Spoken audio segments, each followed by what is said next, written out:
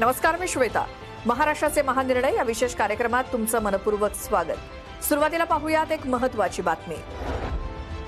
राज्यातील शेतकरी बांधवांना दिलासा देण्यासाठी राज्य शासनानं कर्जमाफीचा निर्णय घेतलाय आणि या योजनेअंतर्गत 36,585 कोटींची कर्जमाफी करण्यात येणार आहे. या योजनेचा सुमारे 56 लाख शेतकऱ्यांना लाभ होणार आहे. ही राज्यातील आतापर्यंतची सर्वात मोठी कर्जमाफी असल्याचं प्रतिपादन मुख्यमंत्री देवेंद्र फडणवीसांनी केलंय. कर्जमाफीची अंमलबजावणी करताना शेतकऱ्यांवरती अन्याय होणार नाही, यासाठी मुख्यमंत्री, दोन्ही उपमुख्यमंत्री आणि काही मंत्र्यांची उपसमिती स्थापन करण्यात आल्याचं फडणवीस म्हणाले.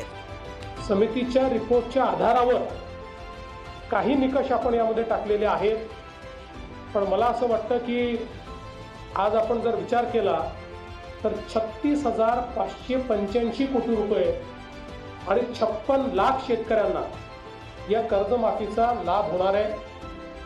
आणि हा जो आकडा आहे आत्तापर्यंतच्या झालेल्या कर्जमाफीमधला सगळ्यात मोठा आकडा. सर्वात जास्त बेनिफिशरीज आत्तापर्यंतच्या कर्जमाफीमधले या कर्जमाफीत असणार आहे.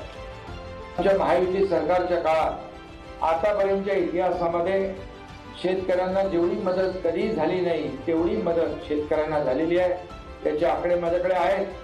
आकडे मगाशी देखील मुख्यमंत्री महोदयांनी 36,000 कोटीची जी आपली कर्जमाफी आहे ती देखील आहे. 2022 मध्ये 15,000 कोटी रुपये त्यांना दिले आपण.